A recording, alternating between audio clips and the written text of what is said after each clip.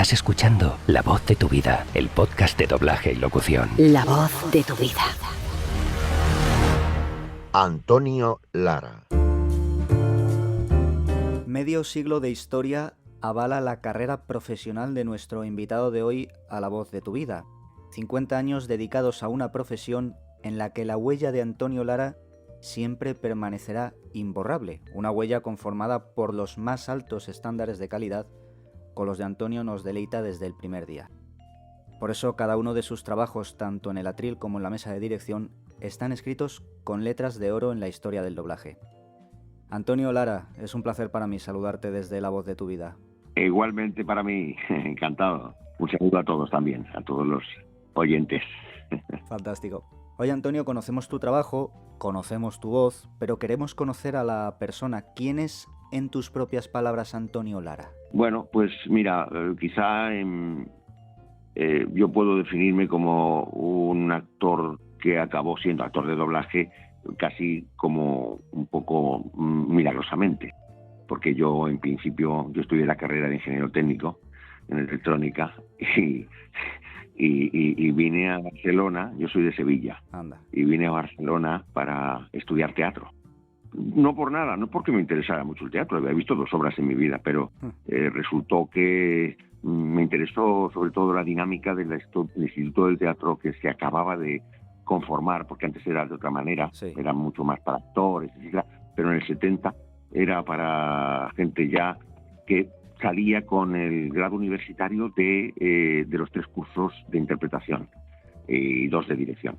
Y yo pues vi las materias, historia del vestido, historia del arte, cosas que yo no había estudiado cuando mi carrera era técnica. Y yo todo lo que era la cuestión humanista pues me interesaba mucho, ¿no? Claro. Y yo no había estudiado nada de eso y había leído mucho, pero bueno, dije, yo voy a irme allí y voy a ver. Entonces vine aquí, empecé a trabajar en una empresa de mi carrera y paralelamente pues iba a las clases de Instituto del Teatro.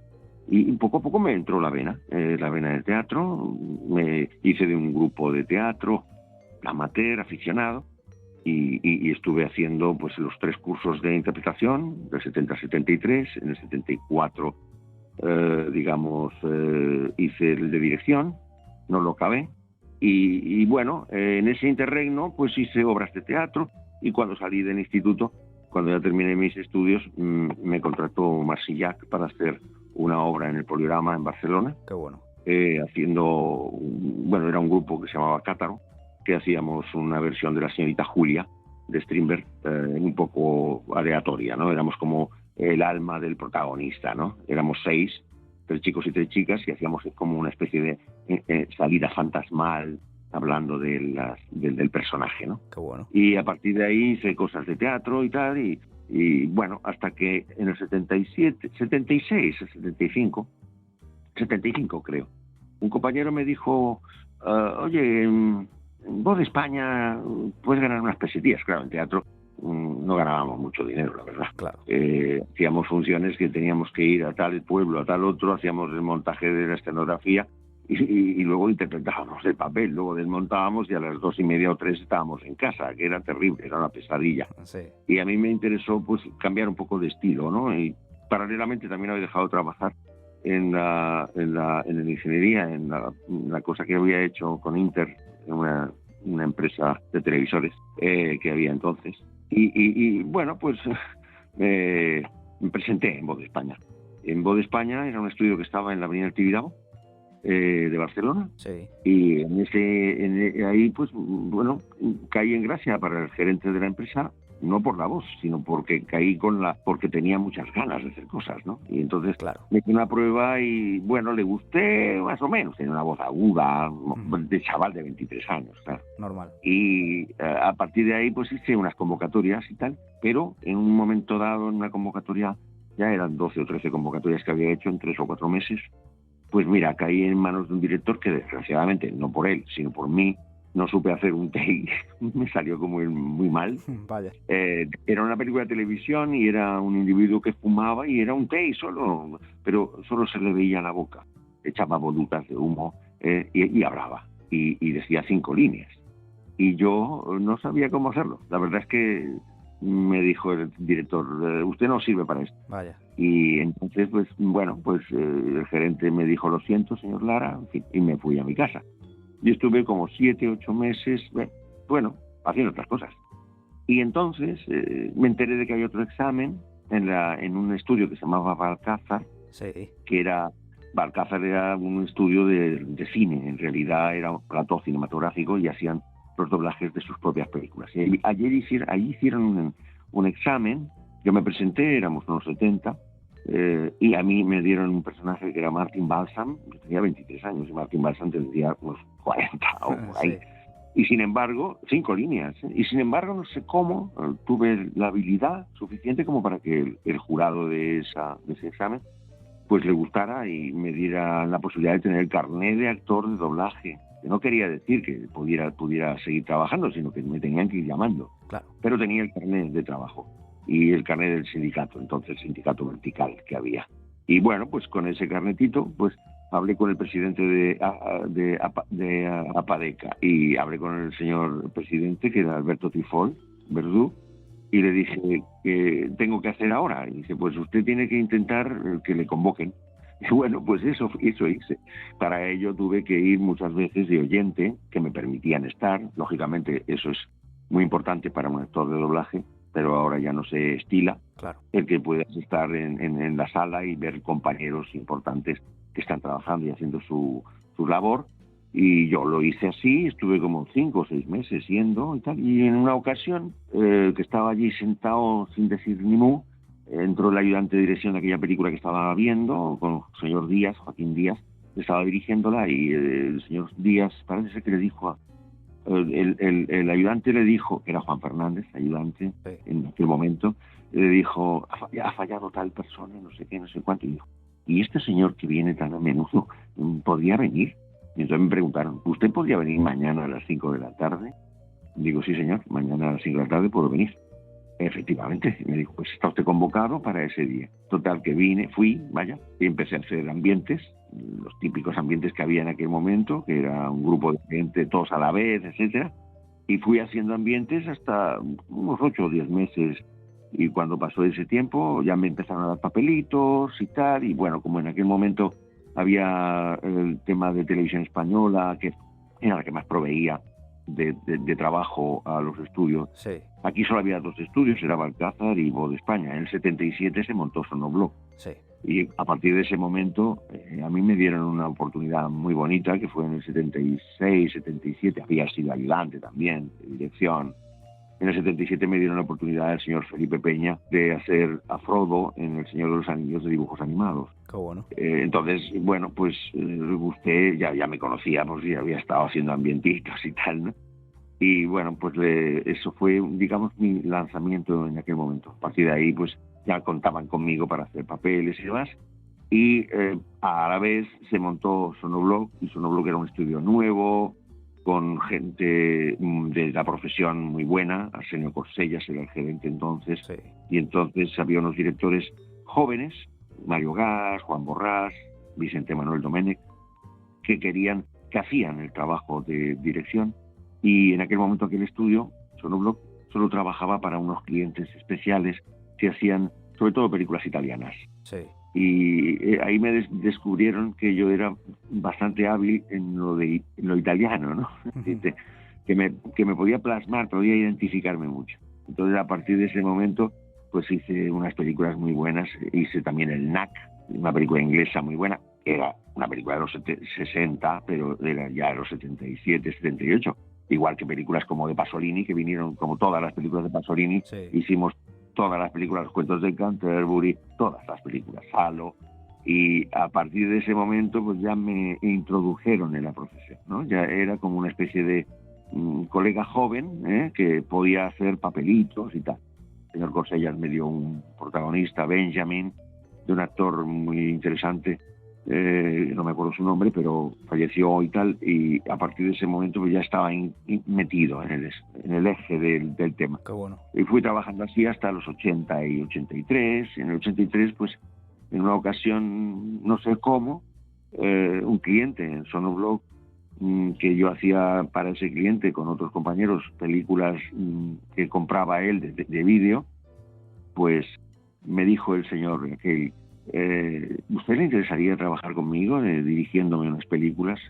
Y bueno, le dije que no me importaba, pero que yo era novato en eso, yo solamente había hecho de actor. Claro. Y a partir de ahí, el señor Bristein, que tenía una productora de vídeo, Sí. pues me dio trabajo en su estudio, era un estudio que tenía en la calle de la Gleva de Barcelona, y me dio trabajo en su estudio y estuvimos haciendo pues, muchas películas. Antiguamente el estudio de la Gleva era Sincro, Sí. que era también un estudio de doblaje parcial, porque hacíamos las películas de 35 cortadas en unos 3/4 de hora. La película normalmente duraba 1 hora y media. Sí. Pues el señor Díaz, que era el que dirigía aquello, cortaban la película en 3/4 de hora y doblábamos los 3/4 de hora. O sea, eran películas no completas, pero que se había hecho una especie de montaje para que la película tuviera su efecto, pero que no fuera excesivamente larga, ¿no? Claro.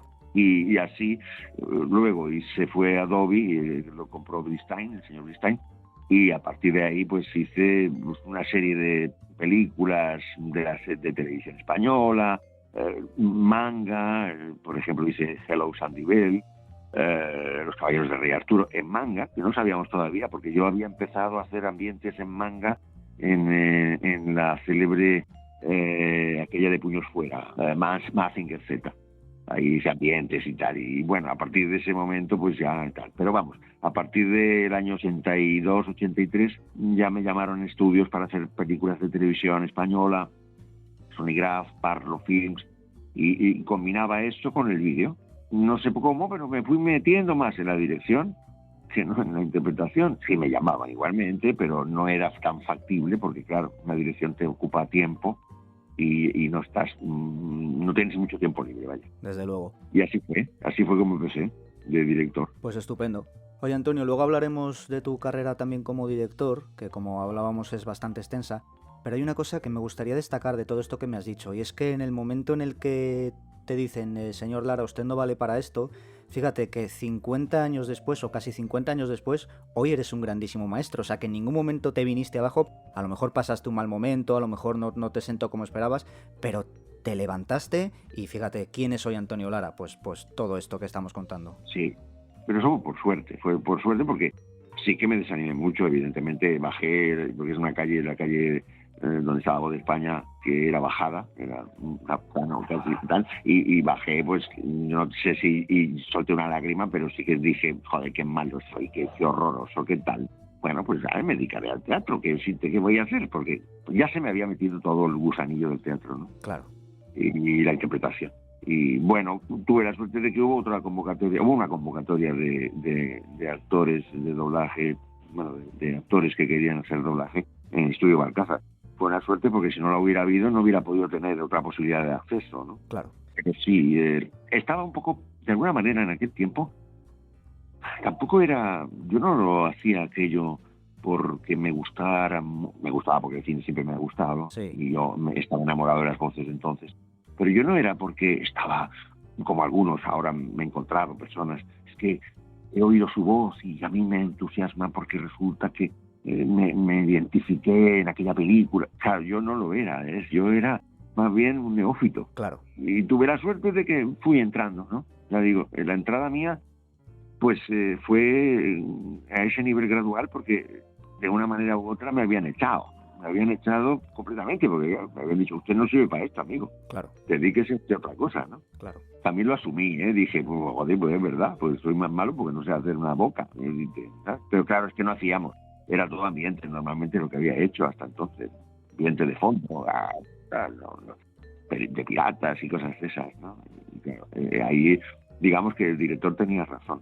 Un director, además, un director que luego trabaja mucho con él y que es una persona que falleció desgraciadamente y que de alguna manera le guardo un gran cariño porque en realidad era un gran director y un gran actor que, bueno, yo tuve la desgracia de caer en su momento malo, en mi momento malo, vaya. Bueno, a todos le puede pasar. Oye, hablábamos de tu carrera como director. Podríamos destacar muchos títulos, sin duda hay muchísimos, ¿no? Pues, no sé, Instinto Básico, El diario de Noah, El paciente inglés, El sargento de hierro, Los puentes de Madison. Si quieres luego hablamos de alguna de ellas, pero ¿qué significa para ti haber dirigido la versión en español de tantísimas películas que hoy forman parte de la vida de millones de personas? A ver, nuestro trabajo en realidad es de una inmediatez absoluta, es decir, tú eres una persona que funciona en un momento dado y los espectadores ven esa película que acaba de hacerse. Después, con el tiempo, la película pasa a un segundo grado. Antiguamente solían pasar por televisión, ahora vuelven a pasar las películas, Sí. pero deja de ser importante aquella labor tan bien hecha o tan regularmente hecha que hiciste, ¿no? En ese aspecto, evidentemente yo me enfrentaba a las películas, ya digo que casi todas las películas en principio en esa época del 83, 85, porque mi primera película de 35 fue en Sonobloc haciendo una película del actor de Greystock, una película francesa. Sí. Con la actriz, una actriz francesa muy buena. Era mi primera película de dirección de 35, ¿no? Y a partir de ahí gustó esa película, gustó el doblaje y Sonobloc fue dándome películas durante esos 2 primeros años, el 85, 86, 87, pues en un número de casi 8 y 10 películas al año. Películas importantes, películas menos importantes, Manhattan Sur, 9 semanas y media, vale.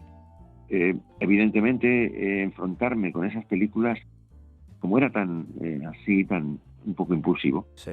me enfrentaba a ellas sin pensar bien el resultado. Claro. Yo sabía que tenía que hacerlo bien, el resultado era lo que habría al final. Y era un poco kamikaze, ¿no? Yo hacía el reparto, en aquel tiempo se podían hacer los repartos perfectamente el director, es decir, que no había intrusismo del cliente, exceptuando pequeñas ocasiones donde el cliente quería tal voz o tal otra, pero en ese momento yo era, como te diría, un director que asumía su labor, eso sí, siempre con la adaptación hecha por mí, eso siempre lo he hecho. Me enseñó el trabajo de vídeo que hice anteriormente, Sí. fueron muchas películas de televisión que hice, que luego se pasaron a DVD, Sáhara, por ejemplo, de Humphrey Bogart y otras muchas. Pero quiero decir que yo siempre ajustaba la película. Y eso a mí me dio un conocimiento exhaustivo antes de empezar a doblar. Eso es muy importante. Para mí era muy importante y yo creo que lo era según lo que había visto en mis mayores. Claro. Porque claro, si la diriges pero no la has visto, es decir, no la has ajustado, el tema para mí es que, claro, no conoces los tejemanejes totales de la película. Has hecho un visionado, has repartido la película, pero no estás intensamente metido dentro de la película. En cambio, si la has ajustado, has mamado frase por frase toda la película, y con lo cual, cuando llega la hora de hacerla, tienes claro a quién vas a repartírsela, Sí. a quién vas a repartir los personajes, y yo tenía una gran confianza y sigo teniéndola en ese aspecto.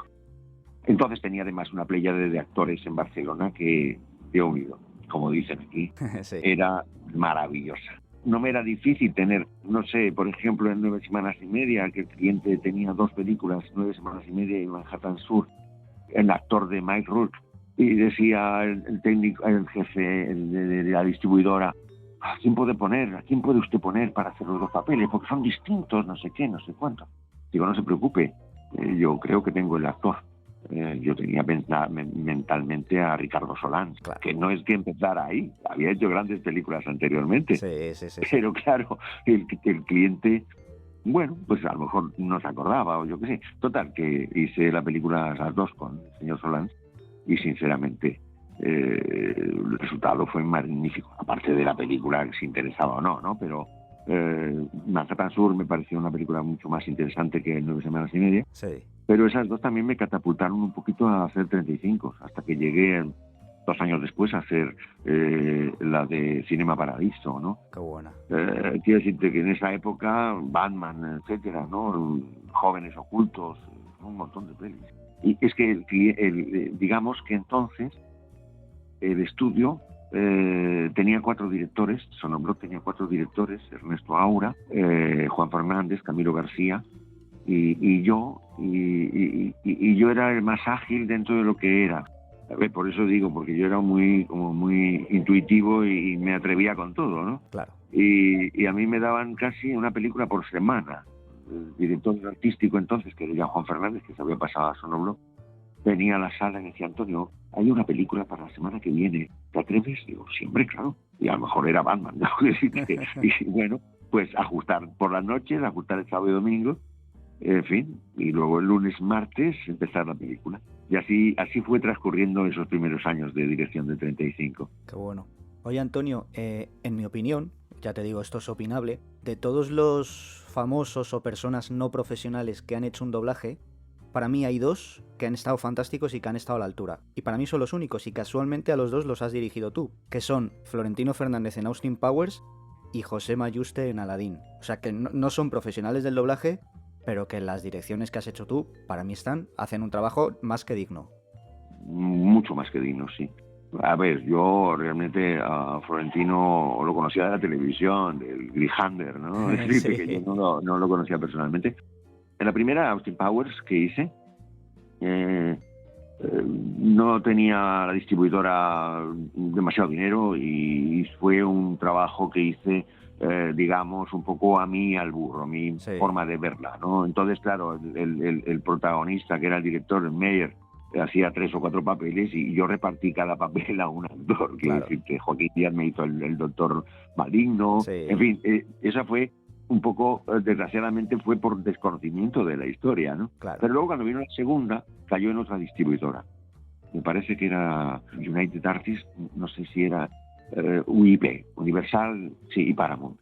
Y estos señores dijeron: nosotros queremos una voz que, digamos, empezaban entonces con los actores importantes de teatro, televisión, o bien presentadores o gente de la industria, para hacer un protagonista y poder vender mejor la película, ¿no? Claro. Y me hablaron de Florentino. Claro, yo conocía a Florentino de televisión, de Telecinco, por ejemplo, y me hacía mucha gracia porque él hacía un programa que era repetir una escena de una película del oeste de Burt Lancaster, de una vaca, y no sé qué, era muy cachondo. Sí. Y bueno, cuando vino a hacer el trabajo, el hombre tenía ya una relación con la dinámica de la sincronía muy buena. Claro. O sea que no era tan complicado como con otros actores que me pasó, que eran importantes anteriormente y sin embargo, cuando se enfrentaban al atril, pues les costaba mucho, ¿no? Y con Florentino fue eso, esa dinámica que era... Bueno, hubo una química porque además los textos estaban trabajados, muy trabajados. Normalmente el cliente no se mete demasiado, pero en este caso el cliente quería una versión distinta, una versión nueva, una versión coñona, una versión divertida. Sí. Y por esto todas las acciones estaban trabajadas al máximo. Y en eso contribuyó mucho Florentino. Es que es que en la sala nos partíamos de la risa, quiero decir. Claro. Fue un festival, realmente fue un trabajo muy interesante, muy bonito, que luego volvimos a hacer cosas. Por ejemplo, volví a hacer cosas con los de Coma Espuma, que hice Ali G, la primera. No la he visto. ¿No la has visto? No sé cuál es, pero no la he llegado a ver nunca. Bueno, pues esa también se fue, esa alternativa también era para Universal y era una alternativa de cambiar el guión totalmente. Claro. Y así lo hicimos, ¿no? Quiero decirte, luego trabajé con Juste, claro, en Aladdin. Sí. Eso fue un poco antes de lo de Florentino, porque si mal no recuerdo, Aladdin fue en el 92. Por ahí. Y la de Austin Powers fue en el 96, me parece. O me equivoco, no lo sé. Yo creo que en Austin Powers me suena 99, fíjate. Vale, pues entonces, claro, fue primero Juste. Genial. Claro, es que tenía una visión de la jugada muy buena, evidentemente también. Yo se lo dije al cliente, hemos de dejar que el actor lo haga a su estilo. No podemos hacerlo como lo hace el actor norteamericano. Claro. porque entonces no jugaríamos bien con Josema. Entonces él dio su punto de visión de la jugada, del personaje, y yo colaboré ayudándole en la sincronía, en algunos gags, en algunas cosas, pero él lo tenía claro. O sea que fue para mí también, en ese aspecto, ese personaje de Aladín, una gozada total. Claro. Oye, Antonio, volviendo a tu faceta de actor o incluso de director, de todos los compañeros con los que has compartido atril, o incluso de todos los maestros a los que alguna vez has escuchado, ¿quién dirías que es tu actor de doblaje favorito? Es difícil, es difícil. Es que, claro, yo, como lo que oía de joven, eran películas hechas en Barcelona y hechas en Madrid, los doblajes. Claro. Yo tenía las voces en mi cabeza, no sabía quiénes eran, pero las tenía en mi cabeza. Claro. Y claro, cuando empecé a conocer gente en Barcelona, el señor Angelat, el señor Posada, Arsenio Corsellas, Joaquín Díaz, en fin, no me quiero dejar a nadie, ¿no? Pero claro, eran grandes actores. Y cuando tú tenías la posibilidad de hacer una película, convocabas a esos actores y te venían y hacías la película con ellos, pues lógicamente era una especie de gozo total, ¿no? Porque te salía clavada, cuadriculada. Claro. Y claro, o sea, yo para mí, personalmente, Felipe Peña es uno de los actores que más me ha impresionado. Arsenio Corsellas, para mí también ha sido como mi mentor, porque me dio posibilidades. Manolo García me dio la posibilidad también de seguir trabajando en 35 de director, porque estuvo de director artístico. Quiero decir que cada uno en su gama, Dionisio Macías, Ernesto Aura, Constantino Romero, cada uno. Y yo no conocí, eso sí que lo lamento, a Manolo Cano, claro, porque cuando yo entré en el doblaje en el 72, por ahí, Manolo Cano se había ido a Madrid a trabajar. Sí. Y entonces tampoco conocí entonces, que luego lo conocí, a Antonio García Moral, que era un actor que me encantaba. Sí. Es un actor que me encanta. No los conocí, y luego sí conocí a Antonio porque Antonio volvió otra vez a Barcelona. Sí. Se fue a Madrid, estuvo trabajando un tiempo y luego en los 83 me parece, volvió otra vez.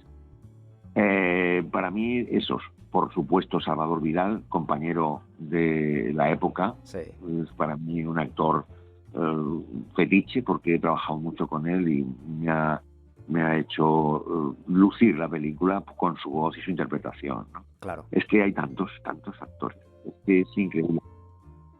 Yo no creo ahora, desgraciadamente, porque es otra historia, ahora es otro cambio, ya no es lo mismo que era entonces, porque salíamos o digamos que de alguna manera seguíamos la pista de los grandes, de José Luis San Salvador, de Arsenio Corsellas, de Joaquín Díaz, del señor Calvo, de grandes actores, Elsa Fábregas, bueno, en fin, montones de actrices que salían de la radio. Era uno de los formas de trabajo más interesantes, sí, para luego hacer doblaje. Claro que tenías que tener técnica de doblaje, pero es que aquellas personas hacían radio y como ponían su voz al servicio del personaje, hacían su propia creación. María Luisa Solá, por ejemplo. Entonces, estos actores, cuando se enfrentaban en un trabajo de televisión o de cine, en personajes importantes, daban un gran matiz. claro, Y les daban un juego enorme. Porque venían de la radio y habían hecho mucho trabajo en la radio, mucha interpretación en la radio. Yo creo que eso fue, digamos, lo que permitió tener en esos momentos, en la década de los 60, 70 y 80, tanto en Madrid como en Barcelona, un grupo de actores fabulosos, sí, ¿sabes? El hecho de trabajar en la radio les dio una proyección increíble, sí, cosa que ahora, desgraciadamente, bueno, ahora y ya también en los 80 ya no había. Yo tuve la oportunidad de hacer algunas cosas de radio importantes, pero ya no se estilaba, ya no, ¿sabes? O sea, no había la radio ya no podía, digamos, potenciar los trabajos de novelas de radio, y claro, no había presupuestos, tocar que entonces empezó a perderse esa maravilla que era poder escuchar una obra de Dostoyevsky en la radio con las voces maravillosas de aquellos autores. claro, desde luego. Oye, y de todo lo que has logrado a lo largo de tu carrera profesional, ¿de qué se siente más orgulloso Antonio Lara? Bueno, de la trayectoria, porque a fin de cuentas una película, ya te digo, pasa y se hace otra, etcétera. Yo estoy muy contento de haber hecho películas importantes con actores importantes de doblaje. Estoy muy contento de toda la trayectoria. E incluso películas de serie B que hacía, pues cuando no me daban una de 35 importante, pues me daban una 35 pues francesa y tal, que para mí era una película igual que la primera, ¿no? Es decir, que Batman, pues, o que Titanic, o que tal, era una película importante también.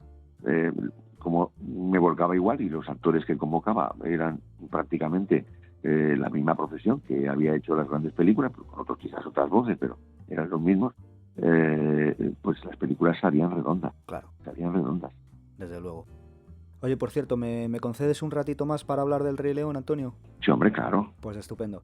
Entra en lavozdeTuVida.es/premium para escuchar el episodio extra. Pues Antonio Lara, muchísimas gracias por compartir tu experiencia con La Voz de tu Vida. Gracias de corazón por tu trabajo, por tu voz, por tu batuta como director y sobre todo me alegra muchísimo saber que cualquier trabajo que asignen a Antonio Lara como director, sinónimo de calidad, seguro. Lo agradezco mucho, te agradezco mucho la entrevista. Evidentemente que si nuestro mundo es un mundo de la oscuridad de la sala, ¿no? Quiero decirte que no somos referentes en nivel, pero sí para los espectadores, ¿no? Que les guste las voces, ¿no?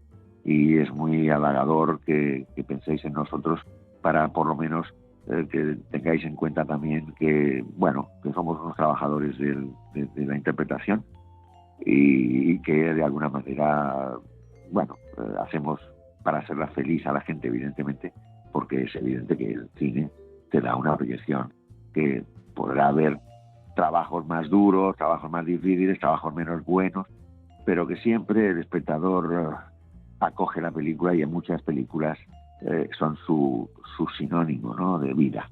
Me he encontrado con mucha gente que me ha dicho una película china que hice, Amor, me parece que se llamaba, no, Amor era otra.